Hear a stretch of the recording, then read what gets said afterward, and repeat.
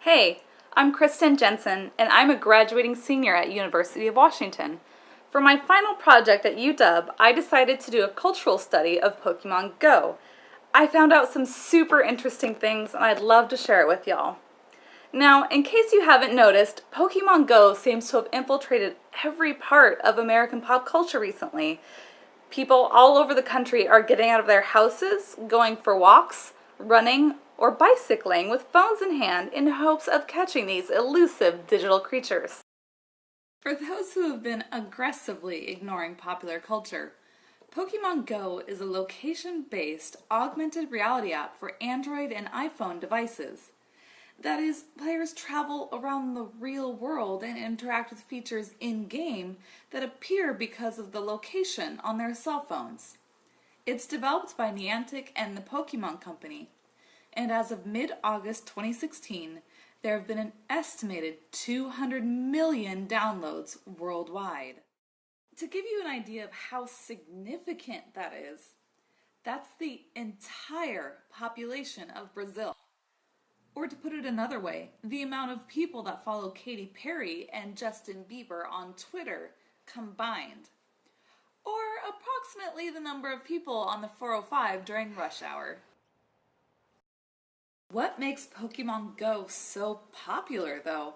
It's a simple game. Why are so many people out playing it, and what keeps them playing? Well, one of my coworkers told me about the game, and I'm 30 years old, so it's a childhood game that I used to play with Pokemon cards. So when I heard about the Pokemon Go app being live on iPhones, I kind of jumped on the wagon and started playing Pokemon. And it makes me feel like I'm a kid again. A lot of friends I have that struggle with depression and anxiety have found a reason to go out, myself included, where I would have, like the other day, instead of driving to the Fred Meyer across the street, I actually walked to the Fred Meyer across the street. And it's now on the advanced phone, you've got the augmented reality system, and it's back. It allows me to actually live my childhood dreams, and it's really fun doing it. I traveled to parks all around the Seattle metropolitan area to interview people about their experiences with the game.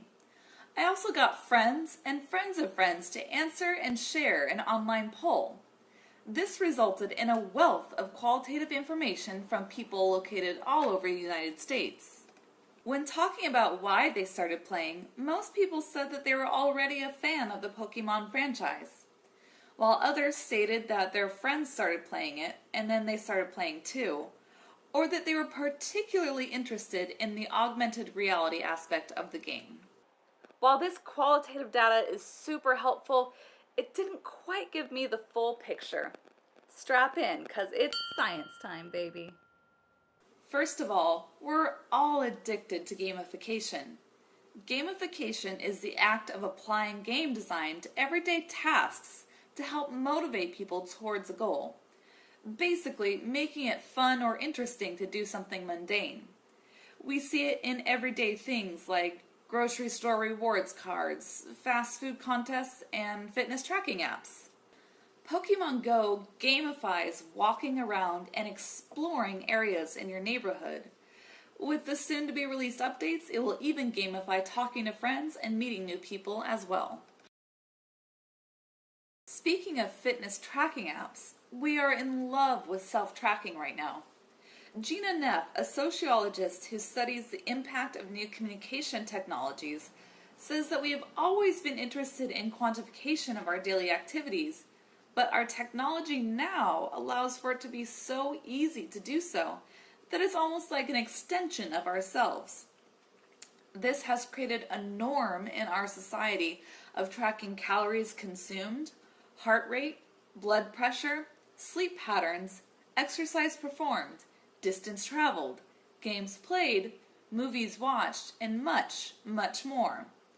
These themes heavily play out in the Pokemon Go app, which combines gamification with self-tracking. With the advent of self-tracking becoming easy, we have started to share our personal statistics and often value ourselves within the context of others. Now, valuing ourselves within the context of others isn't a new occurrence or bizarre by any means. In psychology, social identity theory states that our sense of self is based on our group memberships. For example, I am a white, middle-class, female, student, nerd. Pokemon Go capitalizes on social identity theory by forcing players to pick a team in-game, either red, yellow, or blue. Now, the team that you choose has no effect over how you progress through the game, only how you relate to others of the same or different teams. Pretty much, it's like a never-ending battle of capture the flag between the 3 different teams, all battling out to see who is the best. Which brings me to my last point, social and political climate. Now, I could make a whole other video on this subject alone, so I'll try to keep it short and concise.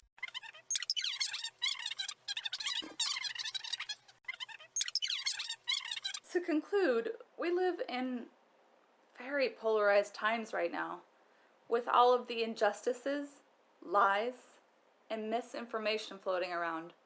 We don't know who we can depend on. In short, people like playing games. We want to know there's others like us. We quantify ourselves in relation to others. And, well, Pokemon are cute. In such a time of uncertainty, anger, injustice, and sadness, we're looking for ways to connect with others in our community. And Pokemon Go seems to be providing the bridge to do just that.